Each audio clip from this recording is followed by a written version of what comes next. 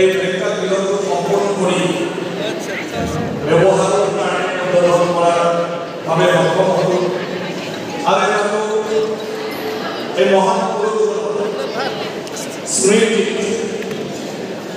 আমার সদায়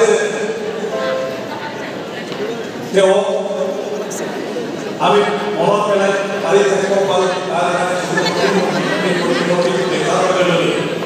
আমাৰ তেখেতৰ প্ৰতি শ্ৰদ্ধাই মাত্ৰ নহয় আমাৰ ইতিহাস আমাৰ পৰিচয় আমি চবে অনুভৱ হৈ যাব যে তেখেতৰ প্ৰতিমূৰ্তি আমি ইয়াত স্থাপন কৰিব বিশ্ব আজিৰ দিনটোত যিমান অভিজ্ঞ ব্যক্তি হ'ব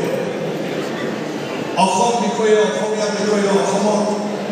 সংস্কৃতিৰ বিষয়ে ইতিহাসৰ বিষয়ে যিমানে গৱেষণা কৰিছে সকলোৱে আমাৰ শ্ৰদ্ধাৰ পৰামৰ্শ বিষ্ণু ৰাভাৰ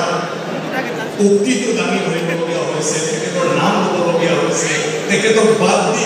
গৱেষণা গতিকে অসমৰ প্ৰথম স্কলাৰ তেওঁৱে আছে আজি যদি বহুত স্কলাৰৰ তেওঁলোকৰ থিচিছটো পঢ়ে তাত চবতে বিষ্ণুপ্ৰসাদ ৰাভাৰ মতে বিষ্ণুপ্ৰসাদ ৰাভাই কোৱা মতে বিষ্ণুপ্ৰসাদ পানেৰী সমষ্টি বাইদেউ ইতিমধ্যে আমাৰ তেওঁ উপস্থিত হোৱাৰ বাবে আৰু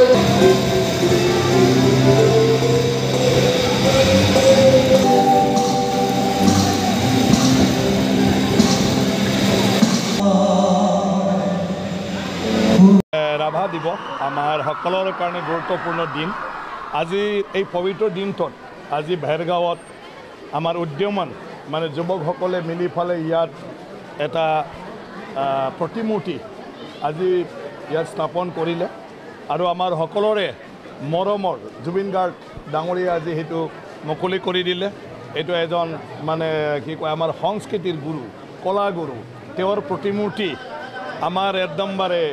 সংস্কৃতিৰে আজিৰ দিনৰ বিশেষ ব্যক্তি আমাৰ জুবিন গাৰ্গে এইটো উদ্বোধন কৰাটো অত্যন্ত মানে মই ভাবোঁ অৰ্থপূৰ্ণ